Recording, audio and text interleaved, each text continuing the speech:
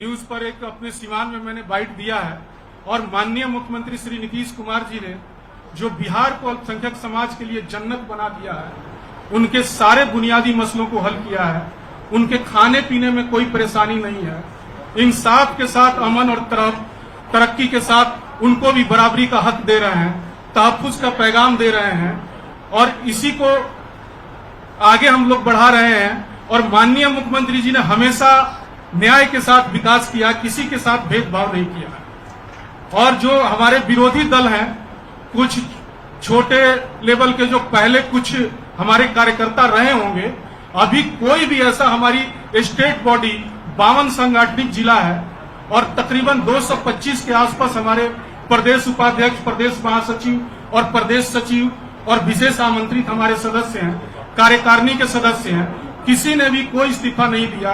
सब लोग माननीय मुख्यमंत्री श्री नीतीश कुमार जी के नेतृत्व में आस्था विश्वास व्यक्त कर रहे हैं और हम लोगों को उम्मीद है कि माननीय मुख्यमंत्री जी जो भी कार्य करते हैं इस समाज के हित के लिए किए हैं। उन्होंने बहुत सारा काम किया है, हमारे सारे बुनियादी मसलों को हल किया है। अब आगे की बात जो है हमारी जो प्रवक्ता हैं बन अंजुम आरा जी करेंगे। बहुत बहुत शुक्रिया अशरफ भाई।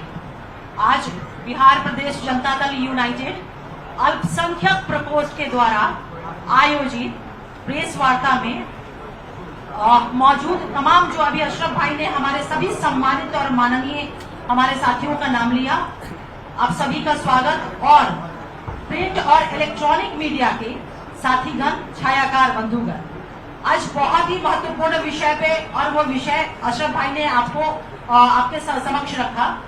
हम लोगों ने आप लोगों को आमंत्रित किया है। जब से सदन में वक्फ अमेंडमेंट बिल इंट्रोड्यूस हुआ, टेबल पर आया, बहस में हुआ, तब से हम लोग इस चीज को देख रहे हैं कि बहुत तरह की भ्रांतियां समाज में सुनने को मिल रही है। जैसे 2-3 दिन पहले से कि भगदड़ मच गई है, ये सारी चीजें स्पष्ट करेंगे अशरफ भाई क्योंकि उस प्रकोष्ठ से है। कुछ चीजें ऐसी हैं उस बिल की और जनता दल यूनाइटेड का स्टैंड इस बिल में समर्थन को लेकर के वो आपके सामने रखना चाहते हैं। हम लोग ज्वाइंट पार्लियामेंट कमेटी के ऑनरेबल मेंबर हमारे श्री दिलेश्वर कामत जी, जो अत्यंत पिछड़ा समाज, अत्यंत पिछड़ा वर्ग से आते हैं, वो हमारे माननीय मेंबर थे ज्वाइंट पार्लियामेंट्री कमेटी में। और जनता दल यूनाइटेड का जो कंसर्न हम लोगों ने आदरणीय दिलेश्वर कामत जी के माध्यम से जो पार्टी का कंसर्न था, जो हमने सुझाव दिया था, उस सुझाव को अक्षरशः पालन किया गया है। और हमारा जो कंसर्न था जेपीसी के समक्ष जो रखा था हम लोगों ने, वो था कि जो सामाजिक संगठनों के बड़े नेता थे, उन लोगों ने अपनी आशंकाएं, अपनी चिंताएं हमारे माननीय मुख्यमंत्री आदरणीय श्री नीतीश कुमार जी के समक्ष रखा था और उन्हीं आशंकाओं और चिंताओं को हम लोगों ने जेपीसी के समक्ष हम लोगों ने रखने का काम किया था।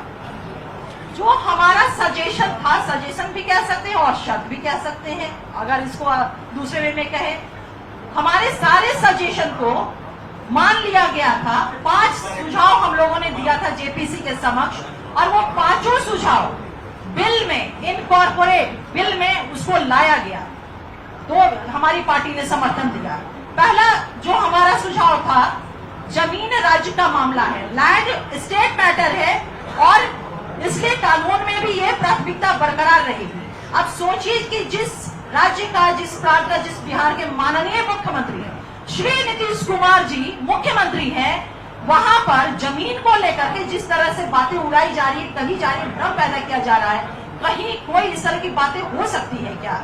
माननीय मुख्यमंत्री नीतीश कुमार जी के रहते हुए अल्पसंख्यक, वंचित, शोषित, ये तमाम तबकों के हितों की रक्षा पे कोई उंगली भी रख सकता है क्या? जिसका निगाहबान, जिसकी रक्षा सुरक्षा माननीय मुख्यमंत्री नीतीश कुमार जी स्वयं कर रहे हैं। दूसरा हमारा सजेशन था कि यह कानून पूर्व प्रभावी नहीं हो, यानी कि रेट्रोस्पेक्टिव वे में ना होकर के प्रोस्पेक्टिव वे में ये प्रभावी होगा, यानी कि जो चीजें जैसी है वहां से नहीं, बल्कि जब ये बिल एनेक्टेड हो जाएगा महामहिम के हस्ताक्षर के बाद, उसके बाद से इस बिल के प्रावधान प्रभावी होंगे। तीसरा सुझाव हमारा जो था सजेशन, वह कि अगर वक्फ की कोई संपत्ति रजिस्टर अगर नहीं है लेकिन उस पर अगर कोई धार्मिक भवन